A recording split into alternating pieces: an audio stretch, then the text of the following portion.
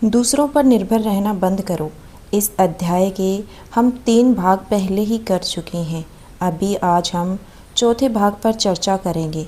इस भाग में हम जानेंगे कि प्रश्नकर्ता एक स्त्री है जो कहती है, आचार्य जी, मैं आर्थिक रूप से मजबूत हूँ, खुद कमाती हूँ, परंतु शिविर में आते समय मुझे अनुमति लेनी पड़ी और साथ ही ताने भी सुनने पड़े कि मैं भाग रही हूँ, और अगर ऐसे शिविरों में जाना है तो अपना अलग देख लेना होगा रहने का। उन्होंने ये बातें मुझे आते समय कही रेलवे स्टेशन पर। आचार्य जी, किसने बोला? प्रश्नकर्ता, मेरे पिताजी ने। आचार्य जी, ठीक है। प्रश्नकर्ता, मैंने भी उनसे बोल दिया। हाँ ठीक है। आचार्य जी, ठीक है, तुम अपना सेपरेट देख लो। ओके, और क्या? ओके देख लो। अगर धमकी दे पा रही हैं तो निश्चित रूप से उनकी समझ ये है, उनका अनुभव ये है, उनकी परख ये है कि किसी न किसी रूप में आश्रित हो। धन के लिए नहीं आश्रित हो, पहचान के लिए आश्रित हो। किसी न किसी प्रकार का अवलंबन है ज़रूर। कोई सहायता ली होगी, कोई सुरक्षा ली होगी, घर लिया होगा, रहने का ठिकाना लिया होगा, पहचान ली होगी, सामाजिक प्रतिष्ठा ली होगी, कुछ तो लिया होगा। नहीं तो दुनिया में कोई किसी पर कैसे धौंस बता देगा। जिससे तुम्हारा कोई लेना देना नहीं, तुम उसके ऊपर नहीं चढ़ सकते। जब आप लोग मजबूरियों का हवाला देते हो किसी भी तरीके की, तो उसमें एक बात हमेशा छुपा जाते हो कि किस तरीके से आप आश्रित हो। और जो आश्रित हैं वो अपना फ़ायदा तो निकाल ही रहा है ना। जब दूसरे से अपना फ़ायदा निकाल रहे हो तो दूसरा फिर तुम्हें अपने इशारों पर नचाए या तुम्हारे जीवन पर दबाव बनाए तो तुम्हें ताजुब क्यों होता है? और अगर तुम आश्रित नहीं किसी पर तो कोई तुम पर दबाव बना ही नहीं सकता। अगर तुम्हारे जीवन में भय है, दबाव का अनुभव है, पाते हो कि दूसरों के समक्ष मजबूर हो जाते हो, तो तलाशो कि किस तरीके से तुम दूसरों पर आश्रित हो। आश्रित नहीं होते तो कोई तुम्हारे ऊपर हुक्म नहीं चला सकता, और अपनी आश्रियता को जितना कम करोगे मुक्ति उतनी गहराएगी। और क्या होती है मुक्ति? जिसका रोटी, कपड़ा, मकान, खाना पीना, नाम, पहचान सब दूसरों से आता हो, उनका परमात्मा से क्या लेना देना? तुम्हें तो जो कुछ मिल रहा है वो कभी इससे मिल रहा है, कभी उससे मिल रहा है, कभी उससे मिल रहा है, कभी उससे मिल रहा है। तू 50 चीज़ों के लिए 50 लोगों पर अवलंबित है। परमात्मा से क्या लेना देना? सत्य से क्या लेना देना? सत्य सिर्फ उसके लिए है जो किसी के सहारे न खड़ा हो, जिसको सिर्फ उसका ऊपर की ओर इशारा करते हुए यानी ऊपर वाले का सहारा हो। अगर तुम्हारे पास 50 सहारे हैं तो तुम 2 तरफा नुकसान भुगतोगे। पहली बात तो ये कि जो तुमने 50 सहारे खड़े किए हैं ये तुम्हें कुछ भी मुफ्त नहीं देने वाले। ये तुम्हें जो कुछ भी देंगे उसकी कीमत दोगुनी वसूलेंगे। दूसरी बात, अगर तुम दुनिया के सहारे हो तो उसके सहारे से चूक जाओगे, यानी ऊपर वाले के सहारे से चूकोगे। दोनों तरफ से मारे गए हो तुम। प्रश्नकर्ता, आचार्य जी, लेकिन ये हर नौकरी में ऐसा है। आचार्य जी, क्योंकि तुम्हें हर जॉब में जाकर किसी न किसी पर टिक जाना है। प्रश्नकर्ता, छोटी नौकरी भी होगी तब भी हो जाता है। आचार्य जी, कम से कम निर्भर रहो। और मैं जब कह रहा हूँ कि निर्भर मत रहो तो मैं ये नहीं कह रहा हूँ कि जाकर लड़ लो सबसे। ये अर्थ नहीं लगा लेना कि अब हमें किसी पर निर्भर नहीं रहना। लठ कहाँ है? निर्भर न रहने का अर्थ है कि ये नहीं होना चाहिए कि कोई तुमसे बोले कि मैं तेरी ज़िंदगी से जा रहा हूँ या तुझे अपने घर से बेदखल कर रहा हूँ, और तुम्हारी सांस ऊपर की ऊपर और नीचे की नीचे रह जाए। दिल लगे कि छाती से बाहर कूद जाएगा। किसी को अपने अंतर्जगत पर स्वामित्व मत दे दो कि बैठे हो और फ़ोन में 2-4 नंबर ऐसे हैं कि अगर वहाँ से कॉल आ गई तो उछल पड़ते हो कि अरे बाप रे, ये क्या होगा। कोई इतना तुम्हारे लिए भारी न हो जाए, इतना महत्वपूर्ण ना हो जाए। गहरे से गहरा, बड़े से बड़ा महत्व सिर्फ एक को दो, बाकी सब ठीक है। बाकियों से कोई लड़ाई झगड़ा नहीं करना, न काहू से दोस्ती न काहू से बैर। बाकियों से तो व्यवहारिक रिश्ता है, आत्मिक रिश्ता एक से है। अगर तुम्हें पता होता है कि तुम नहीं हो निर्भर किसी पर तो तुम्हें लड़ना इत्यादि नहीं पड़ता। दुनिया खुद ही तुमसे ज़रा संभल कर रहती है। कोई खुद ही नहीं तुम पर धौंस पट्टी करने आता। जिसको तुम कुछ दे नहीं रहे हो, बताओ उस पर धौंस कैसे चलाओगे। सड़क पर एक आदमी चला जा रहा है, तुम उसका कॉलर पकड़कर बोलो आज से मेरे घर मत आना। वो एकदम से अवाक, मैं तेरे घर कब आता हूँ। उसी से तो कुछ छीनोगे ना जिसको तुमने कुछ दिया है। किसी से कुछ लो ही मत, तो छीनने का भय ही नहीं रहेगा। और अगर किसी से कुछ लो तो फिर उसे समुचित तरीके से लौटा भी दो। एहसान मत रखो उसे अपने ऊपर, क्योंकि एहसान जैसा कुछ होता नहीं। तुमने अगर किसी से 5 इकाइयाँ ली और लौटाई 2 इकाइयाँ, तो बाकी 3 भी तुम लौटाओगे, सूद समेत, छुपे हुए तरीक़ों से। ये दुनिया इतनी बड़ी दिलवाली नहीं है कि किसी को कुछ भी मुफ्त दे दे। मुफ्त सिर्फ एक दरबार से आता है, ऊपर से। इस दुनिया से तो जो कुछ भी मिलेगा तुम्हें वो सूद समेत लौटाना पड़ेगा। तो ज़रा सोच संभल कर ग्रहण किया करो। इतनी आतुरता में न रहा करो कि कुछ भी मुफ्त मिल रहा है और जाकर ले ले। कुछ नहीं मुफ्त मिलता यहाँ। और देखते नहीं हो तुम मुक्ति का लालच दिखाकर कैसे लूटा जाता है तुमको। मुफ्त मुफ्त मुफ्त पहुँच जाते हो, फिर पता चलता है मुफ्त तो कुछ नहीं होता, बल्कि उसको अपना सगा मानना जो तुम्हें किसी चीज़ के लिए सही दाम बता दे। जो बोले कि मुफ्त दे रहा हूँ, उससे ज़रा बचकर रहना, क्योंकि मुफ्त कोई कुछ नहीं देता। कहीं ज़्यादा भला वो आदमी जो तुमको पहले ही बता दे कि फ़लानी चीज़ है जिसका इतना दाम है। साफ साफ भाई तुम्हें पहले ही बता देते हैं कि इतना दाम है, खुली किताब है, साफ सौदा है। ज़रा साफ सौदा हो, उधार हो जाना।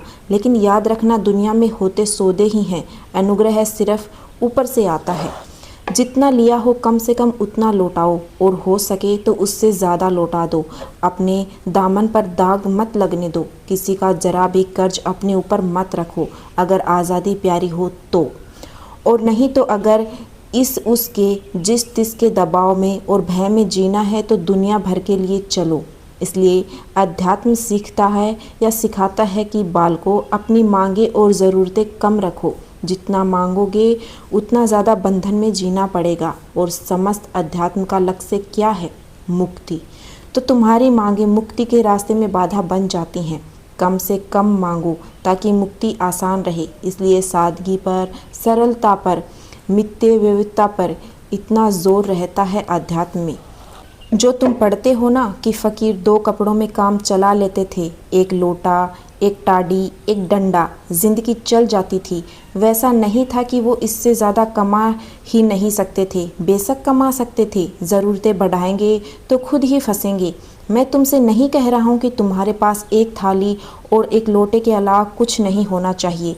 बस इतना समझा रहा हूँ कि सतर्क रहना कि कितना मांग रहे हो दुनिया से। दुनिया किसी की नहीं होती, जो जितना मांगता है उसको उतना लूटती भी है। फिर प्रश्नकर्ता, मुझे तो जानबूझकर दे देते हैं कि ले लो। आचार्य जी, अरे बाप रे, ये तो बड़े से बड़ा धोखा होता है। जाने मन बस ले ही लो, ये हार तुम्हारे लिए लाए हैं बड़े प्यार से। अब दी जा रही है प्यार की दुहाई, लेकिन जैसे ही मौका आता है तकरार का, वैसे ही तुरंत याद दिलाया जाता है वो हार वो घूम रही हो ना पहनकर 6.5 लाख का है। और दिया कैसे गया था? जाने मन तू ले ले, और तू नहीं लेगी तो दिल टूटेगा मेरा। मेरे लिए ले ले जानू। प्रश्नकर्ता, बात तो ऐसे ही करते हैं मेरे साथ। आचार्य जी, और तुम्हें कुछ समझ में नहीं आता? प्रश्नकर्ता, मुझे बाद में लगता था कि ये पंगे में फंस गया मैं। आचार्य जी, अरे तुम तो गोलू हो बिल्कुल। प्रश्नकर्ता, मैं सही बोल रहा हूँ, आपके सामने क्या छुपाना, यही तो समस्या है, इसी को तो ठीक करना है। आचार्य जी, मुफ्त में ही हार मिल रहा हो तो सावधान रहना। उस वक्त मुफ्त में दिया जा रहा है, बाद में सब गिना जाएगा और सब कुछ सूद समेत वापस करना पड़ेगा। सब चुकाओगे, ऐसे चुकाओगे या वैसे चुकाओगे?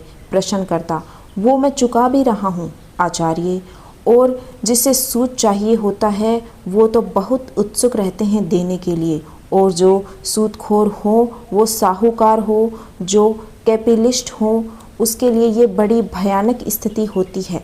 अगर उसका पैसा खाली पड़ा हुआ है तो वो चाहता है किसी ना किसी को दे दूँ कर्ज पर।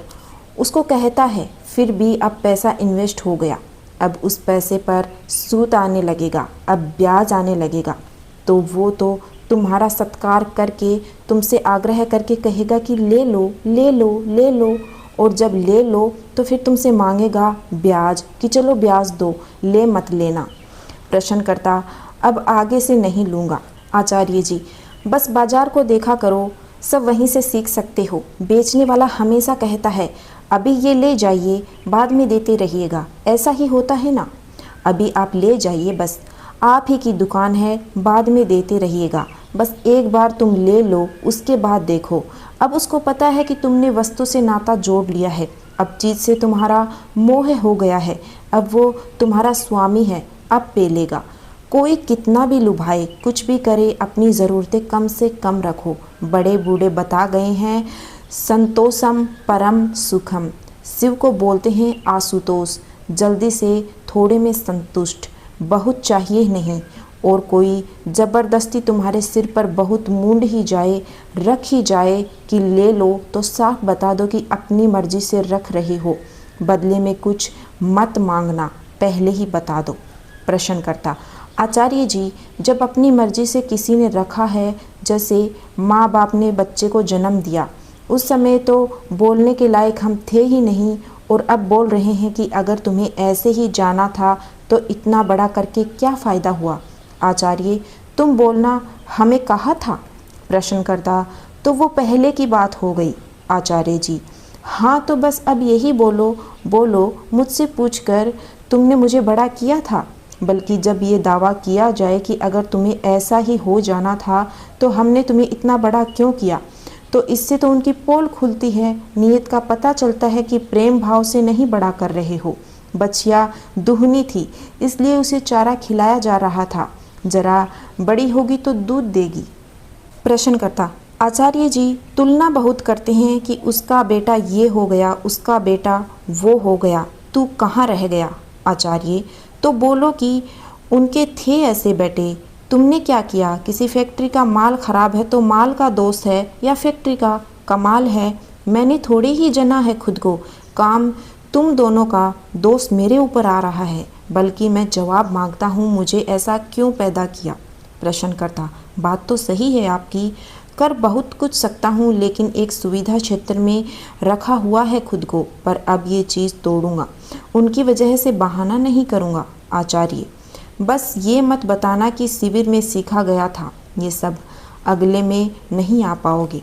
प्रश्नकर्ता, श्री कृष्ण जी का भक्त हूँ, थोड़ी थोड़ी चालाकी भी करनी आती है। आचार्य जी, बस यही चाहिए। मुस्कुराते हुए, तो आज का चैप्टर यहीं पर ही ख़त्म होता है। ये पूरा अध्याय दूसरों पर निर्भर रहना बंद करो, ये अध्याय के मैंने पूरे 4 भाग आपको विस्तृत रूप से दिए हैं। आपको ये भाग कैसे लगे, आपको ये पूरा अध्याय कैसा लगा, कमेंट करके ज़रूर बताइएगा। आपको पूरा अध्याय एक साथ चाहिए तो आप कमेंट कर देना। वीडियो पसंद आया हो तो वीडियो को लाइक कर देना, और ऐसी ही आध्यात्मिक बातों के लिए चैनल को सब्सक्राइब कर लेना। Thank you.